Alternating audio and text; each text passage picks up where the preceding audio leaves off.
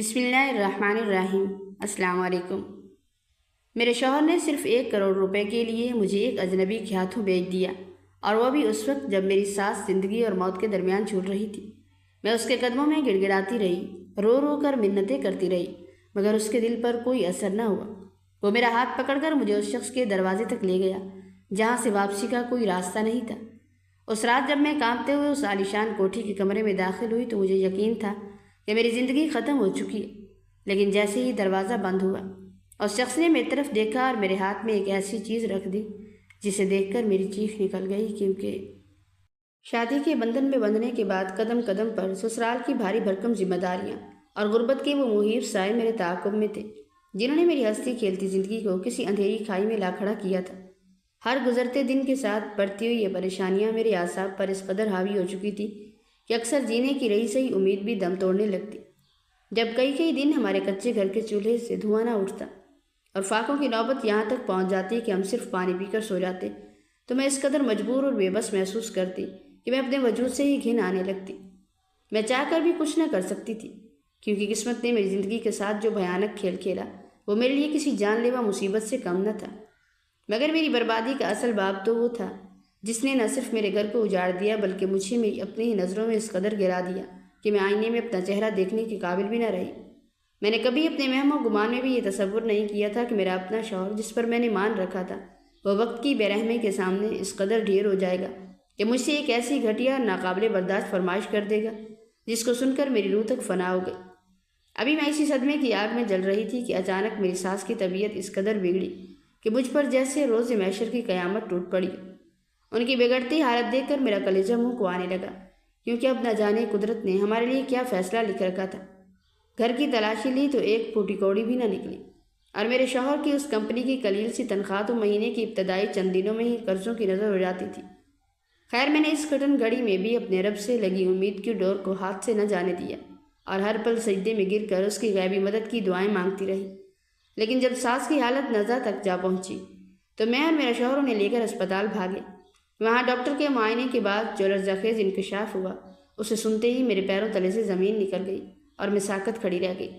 میری آنکھوں کے سامنے اندھیرا چھا گیا اور رونے کے سوا میرے پاس کوئی چارہ نہ بچا، کیونکہ ساس کے علاج کی تمام تر ذمہ داری ہمارے ہی ناتواں کندھوں پر تھی۔ ہم بوجھل قدموں کے ساتھ گھر تو واپس آ گئے، مگر میرے کانوں میں ابھی تک ڈاکٹر کے وہ الفاظ ہتھوڑوں کی طرح برس رہے تھے جو کسی زہر سے بھرے خنجر کی طرح میرے سینے کے آر پار ہو چکے تھے۔ وہ رات کروٹیں بدلتے گزاری اور بے چینی کے عالم میں ایک پل کے لیے بھی میری پلکیں نہ جھپکی۔ صبح جب میں بوجھل دل کے ساتھ ناشتہ بنانے کچن میں آئی تو وہی اذیت ناک خیال دوبارہ ناگن بن کر مجھے ڈسنے لگا۔ ڈاکٹر نے صاف کہہ دیا تھا کہ اس معصوم عورت کو کینسر جیسے موذی مرض نے اپنی لپیٹ میں لے لی ہے، اور اگر جلد سے جلد سرجری نہ ہوئی تو ان کی جان بچانا ناممکن ہو جائے گا۔ میرے شوہر نے جب کانپتی آواز میں اس علاج کے اخراجات پوچھے تو ڈاکٹر نے 50 لاکھ کی ایک ایسی بھاری بھرکم رقم بتائی جسے سن کر میرا دماغ معطل ہو گیا۔ یہ اتنی بڑی رقم تھی جو میں نے اپنی پوری زندگی میں صرف خوابوں میں دیکھی تھی۔ ڈاکٹر کا کہنا تھا کہ صرف سرجری ہی نہیں بلکہ بعد کے دیگر اخراجات ملا کر ہمارے پاس کم از کم 1 کروڑ کا ہونا لازمی ہے۔ 1 کروڑ روپے کا نام سن کر مجھے یوں لگا جیسے موت نے ہمیں چاروں طرف سے گھیر لیا، کیونکہ ہم جیسے مفلس لوگوں کے لیے اتنی بڑی رقم اکٹھی کرنا ناممکن ہی نہیں بلکہ ایک ہولناک مذاق تھا جس کا انجام سوائے رسوائی اور موت کے کچھ نہ تھا۔ ڈاکٹر نے دو ٹوک الفاظ میں کہہ دیا کہ جب آپ لوگوں کے پاس یہ ساری رقم ارینج ہو جائے تو اس کے بعد ہی ہم سے رابطہ کریں، اور جس دن رقم ہاتھ میں ہوگی ہم اس سے اگلے ہی دن اس بزرگ عورت کا باقاعدہ علاج شروع کر دیں گے۔ اسپتال سے واپسی پر میرا شوہر مجھ سے بھی زیادہ ٹوٹ چکا تھا اور اس کی پریشانی کی کوئی انتہا نہ تھی، کیونکہ وہ اپنی ماں کو اس جان لیوا تکلیف میں تڑپتا ہوا نہیں دیکھ سکتا تھا۔ ساری رات وہ بوڑھی ماں جسم میں اٹھنے والے کینسر کے ٹیسٹ کرتے درد کی وجہ سے سسکیاں بھرتی رہتی۔ ان کی بے چینی اور کراہنا میرے کلیجے کو چیر کر رکھ دیتا۔ حقیقت تو یہ تھی کہ میں خود بھی انہیں اس حال میں دیکھ کر اندر ہی اندر مر رہی تھی، لیکن تڑپنے کے سوا ہمارے پاس کوئی چارہ نہ تھا، کیونکہ ہماری جیبیں خالی اور ہاتھ بندھے ہوئے تھے۔ ان کا علاج کروانا ہمارے بس سے باہر ہو چکا تھا۔ ایک دن جب مایوسی کے بادل حد سے زیادہ گہرے ہو گئے تو میں نے اپنے شوہر کو ایک ایسا مشورہ دیا جس نے اسے ڈوبتے کو تنکے کا سہارا دیا اور وہ کچھ حوصلے میں آ گیا۔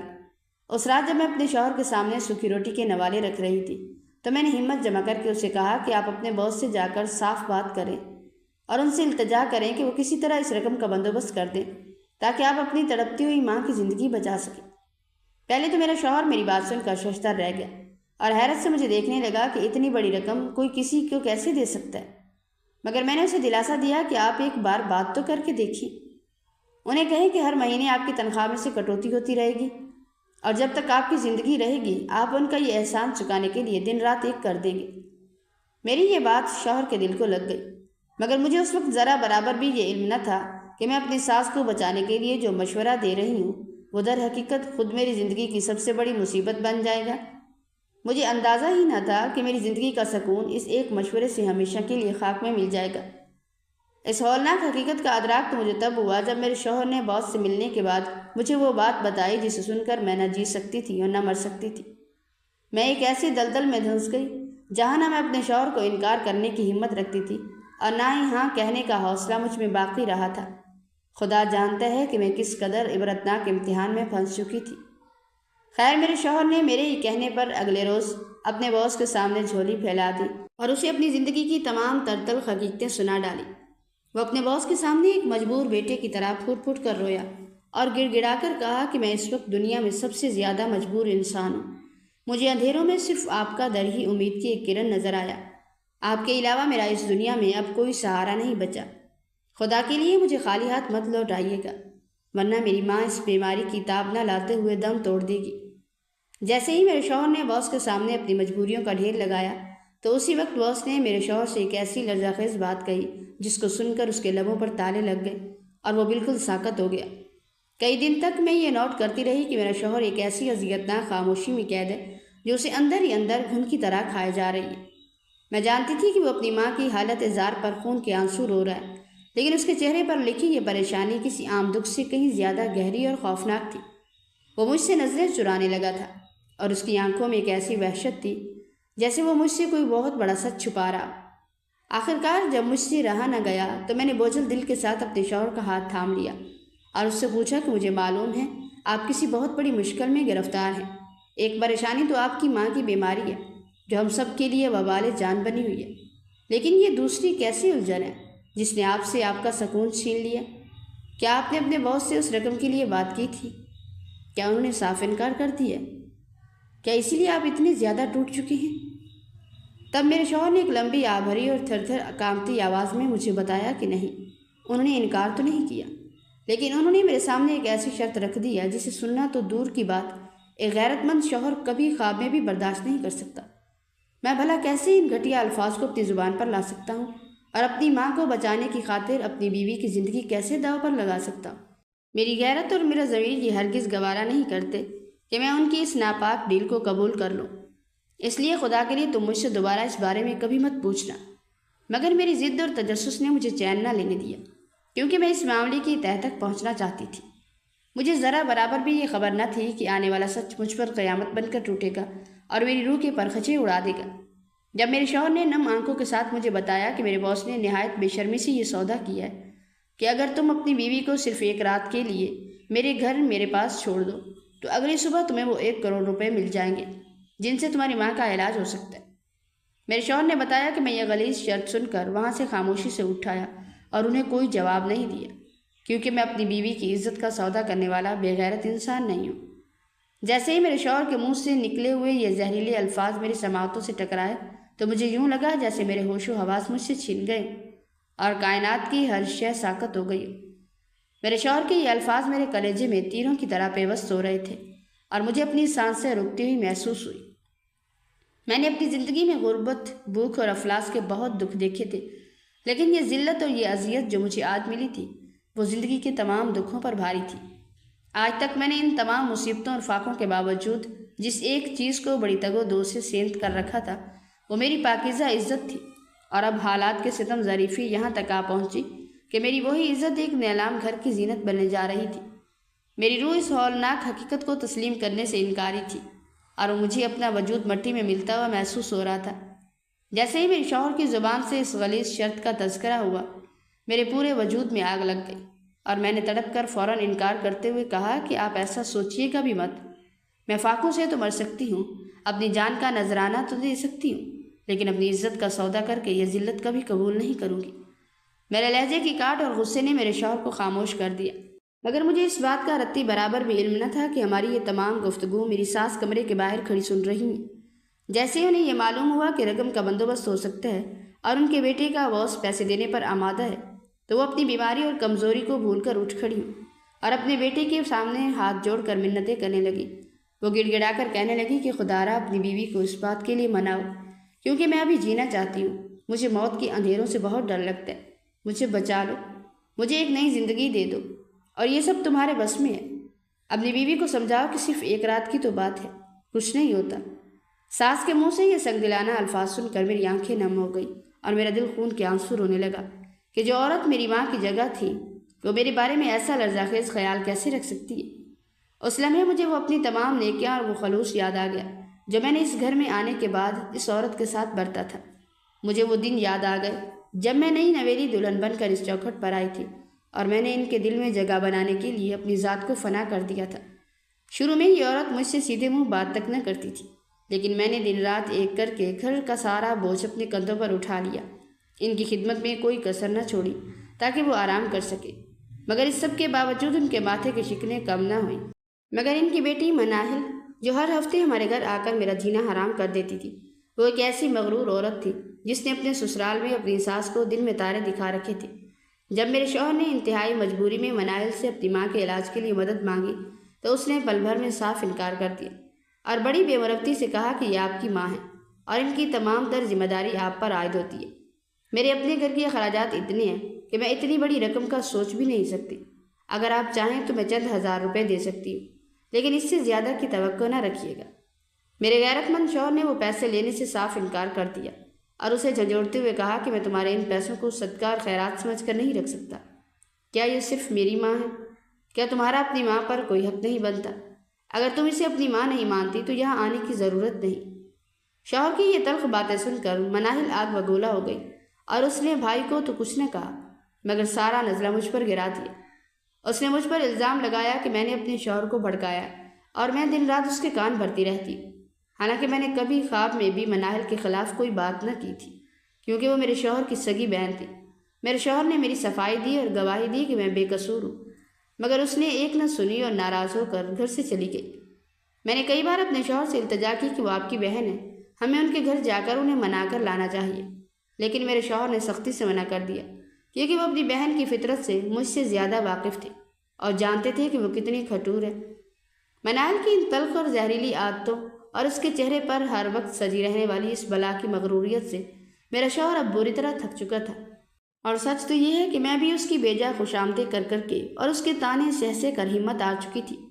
مگر میری آنکھوں سے آنسوؤں کا سیلاب تو اس وقت نکلا جب میری ساس نے میری عزت اور آبرو کی رتی برابر پرواہ کیے بغیر اپنے بیٹے کے سامنے یہ دعائی دی کہ اگر یہ نہیں مانتی تو زبردستی سے اپنے باس کے پاس بھیج دو، اور جب میرا علاج ہو جائے اور میں تندرست ہو جاؤں تو اسے طلاق دے کر گھر سے نکال دینا، کیونکہ پھر ہمیں اس کی کوئی ضرورت نہیں رہے گی۔ میں ساکت رہ گئی کہ جن کی بیماری کا سن کر میں زاروں قطار روئی تھی اور جن کی زندگی کے لیے میں نے اپنے رب سے گڑ گڑا کر التجائیں کی تھی، آج وہی عورت مجھے اس قدر غلیظ دلدل میں دھکیلنے کے لیے تیار بیٹھی تھی۔ میں نے بھی دو ٹوک لہجے میں صاف انکار کر دیا اور کہہ دیا کہ میں فاقوں سے مر تو سکتی ہوں پر اپنی چادر کا سودا کبھی نہیں کروں گی۔ اگلی صبح سورج طلوع ہوا تو میں اپنے ٹوٹے ہوئے مان اور سسکیوں کو سمیٹ کر کچھ ضروری سامان لیا اور اپنے بھائی کی طرف اس امید میں چل پڑی کہ شاید وہاں کوئی پناہ مل جائے، مگر مجھے کیا معلوم تھا کہ اس بے رحم دنیا میں میرے لیے کہیں بھی جائے پناہ نہیں ہے۔ جب میں اپنے بھائی کے گھر پہنچی تو وہاں کا منظر دیکھ کر میری روح فنا ہو گئی۔ میرا بھائی ارسلان، جو کبھی میری چھوٹی سی تکلیف پر تڑپ اٹھتا تھا، آج وہی بھائی میری بوڑھی ماں کو ہی بوجھ سمجھ کر ان سے جھگڑا کر رہا تھا۔ اس نے جیسے ہی مجھے سامان کے ساتھ دہلیز پر دیکھا تو غصے سے آگ بگولا ہو گیا اور ماں پر برسنے لگا کہ میں تمہاری ذمہ داری اٹھا اٹھا کر اب تھک چکا ہوں۔ نہ جانے تمہارا کیا مسئلہ ہے کہ تمہاری عمر کی تمام عورتیں قبروں میں جا سوئیں، مگر تم ابھی تک زندہ ہو کر میرا خون پی رہی ہو۔ مہنگائی نے میری کمر توڑ دی ہے اور میں اپنے بچوں کے اخراجات پورے کروں یا تمہارے نخرے اٹھاؤں؟ تم اپنی بیٹی کے پاس کیوں نہیں چلی جاتی؟ کیا سارا حق اور بوجھ صرف میرا ہی ہے؟ بھائی کے منہ سے اپنی سگی ماں کے لیے یہ صفاقانہ اور لرزخیز الفاظ سن کر میری آنکھیں پتھرا گئیں۔ میں نے حسرت سے آسمان کی طرف دیکھا اور فریاد کی کہ اے میرے مالک، ایک وہ گھر ہے جہاں میری ساس نے میری زندگی اجیرن کر رکھی ہے اور مجھے بیچنے کا سودا ہو رہا ہے، और ایک یہ میرا اپنا گھر ہے جہاں میری ماں کی کوئی قدر نہیں، اور میری بھابھی نے پورے گھر پر قبضہ جما کر ماں کو بے گھر کر دیا۔ حالانکہ یہ گھر میری ماں کی جوانی کے خون پسینے کی کمائی سے بنا تھا۔ مجھے وہ وقت یاد آ گیا جب میرے باپ کے انتقال کے بعد ہم کرائے کے مکانوں میں دربدر ٹھوکریں کھاتے اور میری ماں نے بیوہ ہو کر لوگوں کے گھروں میں جھاڑو پوچھا کر کے ہمیں پالا تھا۔ انہوں نے میرے بھائی کی تعلیم کے لیے اپنی ہڈیاں تک پگھلا دی۔ جب بھائی کالج میں گیا اور اخراجات پڑے تو ماں نے 2 گھروں کی بجائے 4 گھروں کا کام شروع کر دیا تاکہ ارسلان کی فیس ادا سکے۔ اس وقت میں نے اپنی پڑھائی کی قربانی دی تھی اور ماں سے کہا تھا کہ امی آپ بھائی کو پڑھائیں، میں گھر بیٹھ جاتی ہوں کہ اگر بھائی پڑھ لکھ گیا تو وہ ہمارا سہارا بنے گا اور ہمیں اس غریبی سے نکالے گا۔ مگر آج اسی بھائی نے ہماری تمام قربانیوں کا یہ صلہ دیا تھا کہ وہ ہمیں اپنے گھر سے دھکے دے کر نکال رہا تھا۔ میں نے جب یہ سب دیکھا تو میرا دل پھٹ گیا۔ میں نے اپنی ماں کو اس نئی مصیبت میں مبتلا کرنا مناسب نہ سمجھا اور الٹے پاؤں واپس مڑتے ہوئے جھوٹ بول دیا کہ امی میں تو بس آپ سے ملنے آئی تھی اور یہ کچھ کپڑے درزن سے ٹھیک کروانے تھے اس لیے ساتھ لائی۔ میں اپنی ماں کو اپنا غم دے کر ان کے بوجھ میں اضافہ نہیں کرنا چاہتی تھی، اس لیے خاموشی سے سارا راستہ روتی آئی اور اسی جہنم نما گھر کی طرف واپس چل پڑی جسے لوگ سسرال کہتے ہیں، کیونکہ اب میرے پاس سر چھپانے کے لیے اس کے سوا اور کوئی ٹھکانہ نہ تھا اور نہ ہی کوئی ایسا مضبوط کندھا جس پر سر رکھ کر میں جی بھر کے رو سکتی۔ جب میں شکستہ قدموں اور لرزتے وجود کے ساتھ اس منحوس چوکھٹ پر واپس آئی تو ساس کے زہریلے تانوں نے کسی بھوکھی ناک کی طرح میرا استقبال کیا۔ وہ تمسخر اڑاتے ہوئے اور کہکے لگاتے ہوئے کہنے لگی کہ لو آ گئی نا اپنی اوقات پر، ساری انا اور غرور خاک میں مل گیا نا۔ جس بھائی کے بل بوتے پر اکڑ کر میکے گئی تھی اس نے بھی دودھ سے مکھی کی طرح نکال کر پھینک دیا۔ مجھے تو پہلے ہی 100% یقین تھا کہ تم ذلیل و رسوا ہو کر کتے کی طرح یہیں واپس آؤ گی، کیونکہ تمہارا ٹھکانہ اب صرف یہی جہنم ہے اور اس کے سوا تمہاری کوئی جگہ نہیں۔ میں سر جھکائے خاموشی سے اندر اندھیرے کمرے میں چلی گئی، کیونکہ ان کی ہر بات ایک کڑوا سچ تھی اور اس وقت میرے پاس اپنی تقدیر کا ماتم کرنے اور خاموشی سے ذلت سہنے کے سوا کوئی چارہ نہ تھا۔ شام ڈھلے جب میرا شوہر کام سے گھر آیا تو میری ساس نے ممتا کا ایسا جھوٹا واسطہ دیا اور اسے اس طرح اکسایا کہ زبردستی سے لے کر جاؤ، کیونکہ میں اب کینسر کی یہ جان لیوا اذیت مزید ایک پل بھی برداشت نہیں کر سکتی۔ تم جاؤ اور ابھی اسی وقت اپنی بیوی کو اپنے باس کے حوالے کراؤ تاکہ میرے علاج کے لیے رقم کا بندوبست ہو سکے۔ میرا شوہر جو مجھ سے بے پناہ محبت کرتا تھا اور جس کی آنکھوں میں ہمیشہ میرے لیے نرمی ہوتی تھی، یہ سن کر جیسے ساکت رہ گیا۔ اس کے ماتھے پر پسینہ آ گیا اور اس نے لرزتی آواز میں اپنی ماں سے التجا کی کہ اماں آپ یہ کیا کہہ رہی ہیں؟ میں کیسے اپنی شریک حیات کو، اپنی عزت کو کسی دوسرے کے سامنے نیلام کر سکتا ہوں؟ یہ میری بیوی ہے، میرا مان ہے، میں اس سے محبت کرتا ہوں، خدا کے لیے مجھ سے یہ گناہ مت کروائیں۔ مگر میری ساس پر جیسے شیطان سوار تھا، وہ گرج کر بولی کہ آج فیصلہ کر لو، یا تو اس گھر میں رہوں گی یا تمہاری یہ غیرت۔ اگر تم اسے لے کر نہ گئے تو میں ابھی اسی وقت اپنی جان دے دوں گی۔ انہوں نے زمین پر لیٹنا اور رونا پیٹنا شروع کر دیا۔ میرے شوہر کی حالت دیدنی تھی، وہ ایک طرف اپنی ماں کی تڑپتی ہوئی ممتا دیکھ رہا تھا اور دوسری طرف اپنی بیوی کی عصمت۔ اس کی آنکھوں میں آنسو تھے اور وہ بے بسی کی تصویر بن چکا تھا۔ میں دوڑ کر اس کے قدموں میں گر گئی، اس کے پاؤں پکڑ لیے اور دعائیاں دیں کہ خدا را اپنی اس محبت کا واسطہ جو تم نے ہمیشہ مجھ سے کی، مجھے اس جہنم میں مت دھکیلو، میں تمہاری عزت ہوں، مجھے کسی درندے کے آگے مت ڈالو۔ لیکن ماں کے سسکتے ہوئے وجود اور اس کی خودکشی کی دھمکیوں نے میرے شوہر کے دل سے شوہر کا مان چھین لیا اور اسے ایک مجبور بیٹا بنا دیا۔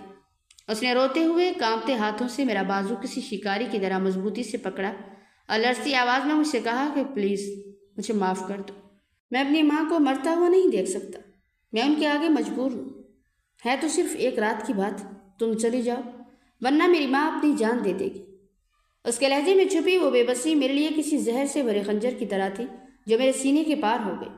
میں اسے اپنی محبت کے واسطے دیتی رہی، اس کی غیرت کو جھنجھوڑتی رہی، اسے ہماری شادی کے عہد و پیمان یاد دلاتی رہی، لیکن وہ ایک پتھر کی مورت بن چکا تھا جسے صرف اپنی ماں کی جان بچانی تھی۔ وہ زبردستی مجھے گھسیٹتے ہوئے باہر لے گیا اور موٹر سائیکل پر بٹھا لیا۔ سارا راستہ میری سسکیاں فضاؤں میں گونجتی رہی اور میں یہ سوچ کر مرتی رہی کہ جس محبت پر مجھے ناز تھا وہی محبت آج ایک ماں کے جھوٹے آنسوؤں کے سامنے ہار گئی تھی۔ قیامت کا وہ سفر شروع ہو چکا تھا جس کی منزل میری بربادی کے سوا کچھ نہ تھا۔ سارا راستہ میری آنکھوں سے بے تحاشا آنسو بہتے رہے اور میں پھٹی پھٹی نظروں سے آسمان کی طرف دیکھ کر فریاد کرتی رہی کہ اے میرے مالک، اگر تو نے میرے شوہر کے دل میں رحم نہیں ڈالا تو کم از کم اس کے و اس کے دل میں تھوڑی سی انسانیت پیدا کر دے۔ شہر کی ایک بے حد پرتعیش، خاموش اور ہیبتناک کوٹھی کے سامنے جب موٹر سائیکل رکی تو میرا دل ہلک کو آنے لگا۔ میرے شوہر نے میرا ہاتھ اتنی سختی سے جکڑ رکھا تھا جیسے اسے ڈر ہو کہ میں آخری لمحے میں کہیں بھاگ نہ جاؤں۔ حالانکہ میں اس قدر بے بس اور لاچار ہو چکی تھی کہ میرے پیچھے کوئی ایسی دیوار یا سہارا نہ تھا جہاں میں اپنا سر چھپا سکتی۔ دروازے کی گھنٹی بجتے ہی ایک سیاہ وردی پوش نوکر باہر نکلا اور میرے شوہر کو اندر آنے سے حقارت سے روکتے ہوئے کہا کہ صاحب کا سخت حکم ہے کہ صرف لڑکی اندر آئے گی، آپ باہر ہی رکیں اور کل صبح دفتر سے اپنی مطلوبہ رقم لے لینا۔ لیکن ریحان صاحب نے ایک اور لرزہ خیز شرط بھی رکھی ہے کہ اگر تمہیں یہ سودا قبول ہو تو ٹھیک، ورنہ ابھی اپنی بیوی کو لے کر یہاں سے دفع ہو جاؤ۔ ریحان کے نوکر کی یہ بات سن کر میرے ہوش و حواس اڑنے لگے، اور جب اس نے میرے شوہر کی آنکھوں میں آنکھیں ڈال کر انتہائی بے شرمی سے کہا کہ صاحب نے بولا ہے کہ رقم بہت بڑی ہے، اس لیے وہ اس لڑکی کو ایک نہیں بلکہ مسلسل 3 راتوں کے لیے اپنے پاس رکھیں گے، کیونکہ ایک رات میں اتنی بڑی رقم کا ازالہ اور قیمت پوری ہونا ممکن نہیں۔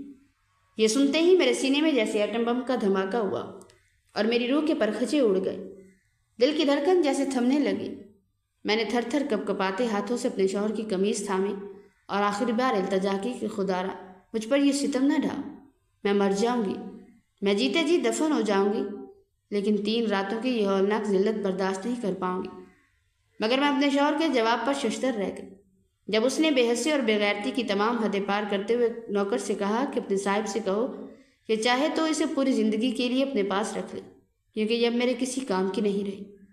اس لمحے مجھے ادراک ہوا کہ وہ صرف اپنی ماں کا علاج چاہتا تھا اور اس کی نظر میں میری حیثیت ایک ٹوٹی ہوئی استعمال شدہ شے سے زیادہ کچھ نہ تھی جسے وہ دوبارہ کبھی اپنے گھر کی زینت نہیں بنائے گا۔ میں نے ایک سرد اور لمبی آہ بھری اور اپنی جلی ہوئی قسمت کو روتی ہوئی اس پرشکوہ محل کے اندر داخل ہو گئی۔ نوکر نے مجھے ایک بے حد قیمتی مگر سرد کمرے میں بٹھایا اور خود باس کے پاس چلا گیا تاکہ میرے شوہر کی کہی ہوئی وہ لرزہ خیز اور گھٹیا باتوں سے حرف بحرف بتا سکے۔ تھوڑی دیر بعد جب وہی نوکر واپس آیا اور اس نے اپنی نحس اور بھاری آواز میں کہا کہ ریحان صاحب آپ کو اپنے خوابگاہ والے کمرے میں بلا رہے ہیں، تو مجھے یوں لگا جیسے کائنات کا سارا بوجھ مجھ پر آ گرا اور زمین پھٹ گئی ہو۔ میرے قدم من بھر کے ہو گئے تھے، ہر قدم اٹھانا جیسے موت کے منہ میں جانے کے برابر تھا، اور اس لمحے مجھے اپنی زندگی سے زیادہ اپنی موت حسین نظر آنے لگی تھی، کیونکہ میری عصمت کا جنازہ اٹھنے والا تھا۔ میری روح کانپ رہی تھی اور ذلت کا احساس میرے وجود کو کتر رہا تھا۔ جب میں قدم من بھر کے کرتے ہوئے ریحان کے اس پرشکوہ کمرے میں داخل ہوئی جہاں گناہوں کی سیارات میرا مقدر بننے والی تھی، لیکن جیسے ہی میری نظر ریحان پر پڑی تو وہ مجھے کوئی درندہ نہیں بلکہ ایک نہایت ہی باوقار اور معزز انسان لگا۔ اس کے چہرے پر وہ وحشت نہ تھی جس کا تصور کر کے میں اندر سے مر چکی تھی۔ میں بت بنی ایک جگہ کھڑی رہ گئی، اور جب ریحان اپنی جگہ سے اٹھ کر میرے قریب آنے لگا تو خوف کے مارے میرے دل کی دھڑکن اس قدر تیز ہو گئی کہ مجھے اپنے ہی کانوں میں کسی نغارے کی طرح سنائی دینے لگی۔ میں نے اپنی آنکھیں سختی سے بند کر لی اور خود کو اس بدترین انجام کے لیے تیار کر لیا جو میرا شوہر میرے لیے منتخب کر چکا تھا۔ مگر اسی لمحے ریحان کی آواز میرے کانوں میں رس کھولنے لگی۔ اس نے نہایت شفقت سے کہا کہ بیٹی آنکھیں کھولو، تمہیں مجھ سے ڈرنے کی کوئی ضرورت نہیں، میں تو صرف تمہارے شوہر کی غیرت اور ایمانداری کا امتحان لے رہا تھا۔ میں دیکھنا چاہتا تھا کہ وہ چند روپوں کی خاطر کس حد تک گر سکتا ہے۔ افسوس کہ تمہارا شوہر ایک نہایت ہی گھٹیا اور کمزرف انسان نکلا۔ اگر وہ اسی وقت میری آنکھوں میں آنکھیں ڈال کر انکار کر دیتا اور کہتا کہ وہ اپنی بیوی کی عزت کا سودا کبھی نہیں کرے گا تو خدا کی قسم میں اسی وقت اسے وہ مطلوبہ رقم بلا جھجک دے دیتا۔ میں نے تو 3 راتوں کی شرط بھی اس لیے رکھی تھی کہ شاید اب اسے تم پر ترس آ جائے اور وہ تمہیں واپس لے جائے، مگر اس نے تو تمہیں ہمیشہ کے لیے میرے پاس چھوڑنے کا کہہ کر اپنی اوقات دکھا دی اور اس نے تمہیں ایک مال تجارت سمجھ کر میرے پاس چھوڑ دیا۔ اب تم چاہو تو ابھی اپنے گھر واپس جا سکتی ہو، اور اگر ڈر محسوس ہو رہا ہے تو دوسرے کمرے میں جا کر آرام کر سکتی ہو۔ تم میری بہنوں کی طرح ہو اور یہاں خود کو بالکل محفوظ سمجھو۔ ریحان کی یہ باتیں سن کر میرے ضبط کے بندھن ٹوٹ گئے اور میں زار و قطار رونے لگی۔ میں وہیں رک گئی اور وہ ساری رات میں نے جائے نماز پر بیٹھ کر گزاری، تلاوت قرآن کی اور سجدے میں گر کر اپنے رب کے حضور فریاد کی کہ اللہ تیرا لاکھ لاکھ شکر ہے کہ تو نے اس کالی رات میں میری عصمت اور میری چادر کی ایسی غیبی حفاظت کی جس کا میں تصور بھی نہیں کر سکتی۔ جہاں میرا اپنا شوہر مجھے نیلام کر گیا تھا وہاں تو نے ایک اجنبی کے دل میں میرے لیے احترام پیدا کر دیا۔ میں رو رو کر دعائیں مانگتی رہی اور میرا دل اس شوہر کی بے وفائی پر خون کے آنسو رو رہا تھا۔ صبح کی پہلی کرن کے ساتھ ہی میں نے نماز پڑھی اور ریحان سے وہ رقم لی اور بوجھل قدموں کے ساتھ اپنے گھر پہنچی۔ گھر پہنچتے ہی میں نے وہ رقم اپنے شوہر کے ہاتھ پر دے ماری۔ میں نے ہمت جمع کی اور اس کی آنکھوں میں آنکھیں ڈال کر بلند آواز میں کہا، مجھے تم سے اب طلاق چاہیے۔ میں ایک ایسے بے غیرت اور پست ہمت شخص کے ساتھ ایک لمحہ بھی مزید نہیں رہ سکتی جس نے اپنی ماں کی زندگی کی خاطر اپنی بیوی کی عزت کو داؤ پر لگا دیا تھا۔ تم نے اس رات میرا ہاتھ نہیں بلکہ میرا مان توڑا تھا۔ تم نے مجھے سرعام نیلام کیا تھا، اور اب میرا ضمیر یہ گوارا نہیں کرتا کہ میں تمہاری صورت بھی دیکھوں۔ میرا شوہر شرمندگی سے سر جھکائے خاموش کھڑا رہا، لیکن میرا فیصلہ اٹل تھا۔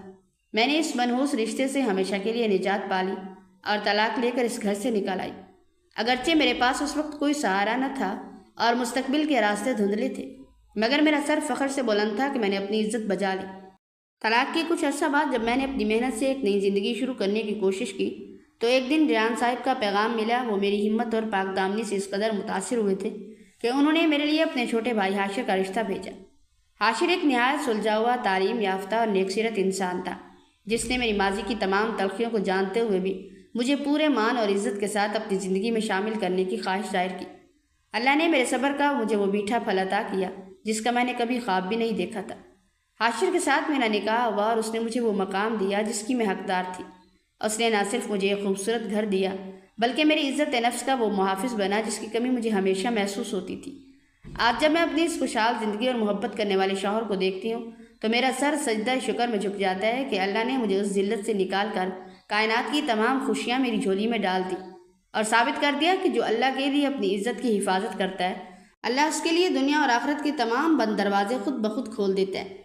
جب میں حاشر کے ساتھ اپنی نئی اور پرسکون زندگی کے سفر پر روانہ ہوئی تو مجھے پیچھے مڑ کر دیکھنے کی ضرورت نہ تھی، مگر قدرت نے میرے سابقہ شوہر اور اس کی ماں کے لیے جو انجام لکھ رکھا تھا اس کی خبر مجھ تک پہنچ کر ہی رہی۔ جس ساس نے اپنی زندگی کی خاطر میری عزت کا سودا کرنے کے لیے اپنے بیٹے کو اکسایا تھا، ان کی وہ سرجری تو کامیاب ہو گئی تھی، مگر قدرت کو کچھ اور ہی منظور تھا۔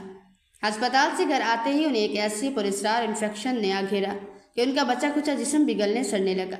وہ کینسر کی تکلیف سے تو بچ گئی، مگر اب وہ جس اذیت میں مبتلا تھی وہ اس سے کہیں زیادہ ہولناک تھی۔ وہ بستر سے لگ گئی اور ان کے جسم سے ایسی توفن اٹھنے لگی کہ ان کی لاڈلی بیٹی مناہل، جو پہلے ہر ہفتے آتی تھی، اب ان کے کمرے کے قریب بھٹکنے سے بھی کترانے لگی۔ وہ جس بیٹے کے لیے یہ سب کچھ کر بیٹھی تھی، وہ بیٹا بھی اب ان کی خدمت سے تنگ آ چکا تھا۔ اسے ہر وقت اپنی وہ ذلت یاد آتی جو اس نے ریحان کے سامنے مول لی تھی۔ ریحان نے اسے نوکری سے نکال دیا تھا اور شہر بھر میں اس کی بے غیرتی کے قصے مشہور ہو چکے تھے، جس کی وجہ سے اسے کہیں اور کام بھی نہ ملتا۔ غربت نے دوبارہ ان کے گھر ڈیرے ڈال لیے تھے، لیکن اس بار ان کے پاس نہ دعا دینے والی کوئی نیک بیوی تھی اور نہ ہی صبر کرنے والا کوئی ساتھی۔ میرا سابقہ شوہر دن بھر سڑکوں پر ذلیل ہوتا اور رات کو گھر آ کر اپنی ماں کی چیخیں سنتا تو وہ ماں جو اسے ہر لمحہ یہ طعنہ دیتی کہ کاش میں مر جاتی مگر تیری غیرت کا جنازہ نہ اٹھاتی، کیونکہ آج وہی زندگی میرے لیے جہنم بن چکی ہے۔ آخرکار وہ عورت تڑپ تڑپ کر اس حال میں مری کہ اسے غسل دینے والا بھی کوئی نہ تھا، اور میرا سابقہ شوہر اب ایک ذہنی مریض بن کر گلیوں میں بھٹکنے لگا۔ اس کے ارمان خاک میں مل چکے تھے اور اس کی آنکھوں میں اب صرف پچھتاوا اور وحشت تھی۔ اللہ نے ثابت کر دیا کہ جو دوسروں کی چادر اچھالتے ہیں ان کا اپنا گھرانہ کبھی سکون نہیں پا سکتا۔